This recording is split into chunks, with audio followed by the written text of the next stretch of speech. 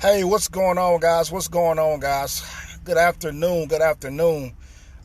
Beautiful, beautiful Saturday afternoon.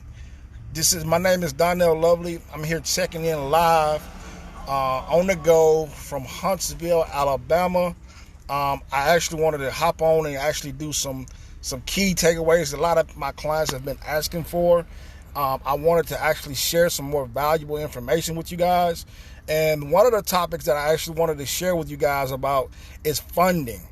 Everybody understand how to get funding, right? For their business, for their projects, just to have capital to grow and expand their business, but how to get it properly. What are the criterias that you must have in order to be able to get funding? All right.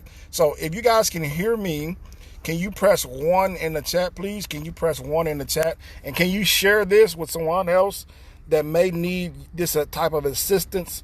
Because I wanted to share this information with you guys so that you can be ready and prepared in order to get the funding that you're needing, okay?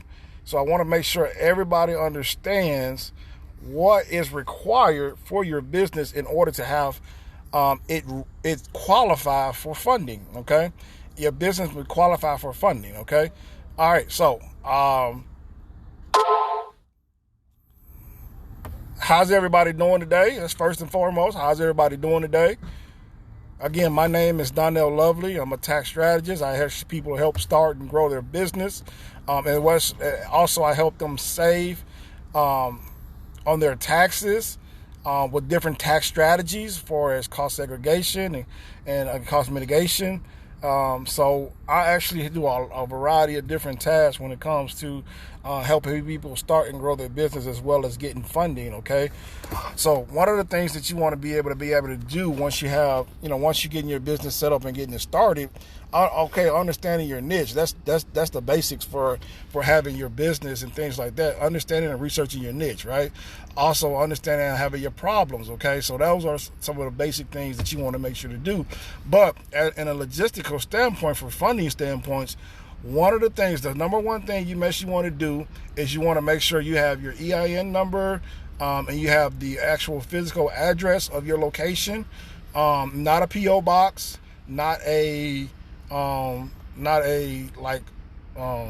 mailer box or something like that. So because you want it to be able to be registered, okay? All right, so you want it to be able to be registered because you want to be able to have your they're going to validate and check it and make sure it's not it's a real business, right? So when you talk about funding, you might have, even if you got a co-working space or something like that, you can have a legitimate business, okay? So you don't really have to have a brick and mortar per se, but have an actual business address that you can have something, mail forwarded to. So one of the good things that you can do is you can have a co-working space. A co-working space or a co-working mailbox gives you a physical address, a physical location for you to be able to run your business, okay?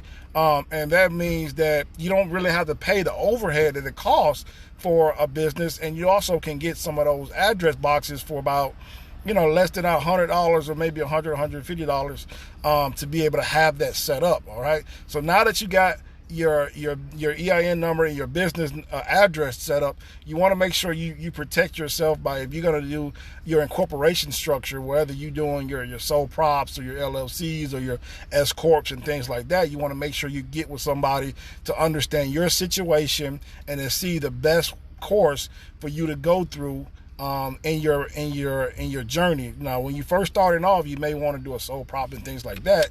But as you get more experience and more liabilities, you may have incorporations or LLCs or sole props or C corps or whatever structure that you may think that may benefit your business and your needs, so that you can actually have that set up. Okay, so that's the second thing that you maybe want to do, is to make sure you got your addresses all together, and you make sure you have what did I just say? Your addresses together, and your entity together, right? And making sure you get your stuff registered with the state. All right. So one of the things that I tell people, right, it depends on what type of business you are in. You don't have to have your business registered in that particular state. What you can do is you can register your business in another state as a domestic business, but then have a registered agent in that state, just to be able to take your paperwork and things like that. And then what you do in your home state is you actually register as a foreign business, and that way your business and anything for its liabilities or any lawsuit, it has to go through the jurisdiction of the home state that you have. Okay, so for instance, right, if you have a high business that needs that you wanted to incorporate for as like a what I want to say, like a credit business or something like that, and you not in your credit business or any type of financial business or accounting business or something like that. Now you can register your business in that state, but I actually register my business in a different state, and I actually have my business that I'm doing with what state that I'm living in. I actually register that as a foreign business. And that documentation maybe cost you maybe like $150 or $200, but you know, like I said, all the legalities and things like that, when you're talking about protections, it goes from that particular state. So that person will have to go to that state and actually go by those laws in that state in order to kind of have any type of interaction with you. Okay, so that's part of that. And also another one is to make sure you guys have some type of insurance or errors and omission or bond or something like that, to have your business protected, for your sake and your client's sake. So, we all make mistakes, right? We all make mistakes. So in order to, have a costly mistake, you want to have some type of insurance, for either errors and omission for the business that I am in the financial aspect of it, or if it's bond thing, if you're having some like damages or you having a bond that you have to have a bond in that particular state that you work in, make sure you bonded and licensed and things like that so you can have that going. All right. Everything you want to make sure that you register for, have a Dun and Brad number. You want to make sure you have a Dun and Brad number. Dun and Bradstreet is a business credit bureaus, right? Dun and Brad is a business credit bureau. So what business and lenders do, they actually pull your credit report for personal as well as your business. And then once you actually try to establish your business credit, you got to go through Dun and Bradstreet. It doesn't cost anything to register that, but you want to make sure, it all depends on what you're trying to do, right? You may try to get government funding, okay?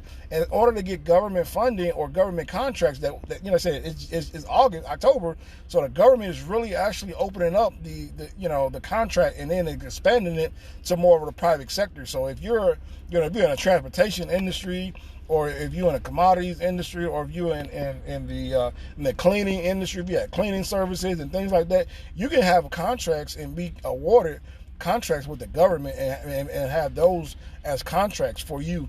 But you got to make sure your stuff is set up correctly and you be able to win those contracts. All right. Also, you be able to have awarded, different designation. It all depends if you're trying to go after government contracts or not. And that way you can have that piece of the pie to be able to go after, and that is very, very lucrative, if you be able to actually get certified up under one of the government entities to be able to get contracts, because the government, is the biggest consumer in the world. So you should be able to, and they have to buy from, small businesses and things like that. So having your business registered is part of the process to being able to get through the process of getting funding through the government. Okay, so if you're trying to get government contracts or you want to learn how to get government contracts, you got to have Dun and Bradstreet. All right, and then you can be able to start building your profile up on the Dun and Bradstreet, so your paydex score will be higher and be able to get credit lines and 30 net 30 accounts and things like that. Also, from a lending standpoint, you want to make sure that you have your past 2 years tax returns, if it is personal or if it's business, that you want to have those kind of squared away, and that way you can have, if you got a higher paydex score, if you're also having your personal and personal credit and business credit all together. Now if your business credit is strong enough, you don't really need your personal credit to be able to attain those issues. Okay. Also, what else you make sure you want to need is you want to make sure you trademark your business, man. Trademark your business, because I've seen so many times where people have these businesses out here and people steal them because they go and get a patent or trademark, from the government, and now they own rights to your business. Okay, so make sure you protect your business and have trademarks. But funding, like I said, you want to make sure you got all your documents in order. You want to make sure when you actually go to these particular different lenders, that you will also be able to understand what their criteria are. So one of the things their criteria are is you making sure all your addresses, all your phone numbers, you have a business line, something like a 1-800 number. If you have a 1-800 number or 877 number or something like that, and then you have it registered with like 411 or something like that, that can actually help, legitimize your business. And now, when they're looking at your website or they're looking at your profile, they see exactly what you got going on, okay? And like I said, it don't really take that long. Like I said, from start to finish, it can take anywhere between, 4 to 6 months for you to have your business in a position where you can actually start getting, business credit, business funding, and also saving money on taxes, from a perspective of your finances and things like that. Okay, so understanding those 5 things right there, man.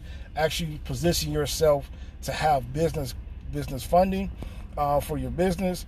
Also being able to get contracts, not only from the individuals but the government entities, because government right now is in a just opened up for the new quarter, so they got a lot of money to spend, and they also have to spend money with small businesses. So if I was you, I would position myself to be able to understand what I need to do to position myself to be a part of the contract for the government. Like I said, transportation, services, businesses, anything like that, man. You'll be amazed how much the government has to provide that type of service, okay, for their companies, for their buildings and things like that. So like cleaning services, like aid services, like detail shops and transportations and moving companies and things like that, man, are huge when it comes to getting those government contracts, okay? So that's all I got, man. I hope this was helpful. I hope you had some insight on understanding those type of things right there, man. And again, my name is Donnell Lovely, man. I help people save their taxes, build their businesses, and position them to do whatever their goals are, their dreams are, man. Because you definitely can do it. Ain't nothing to it but to do it, Doc. All right. My name is Donnell. Y'all have a lovely day. Peace.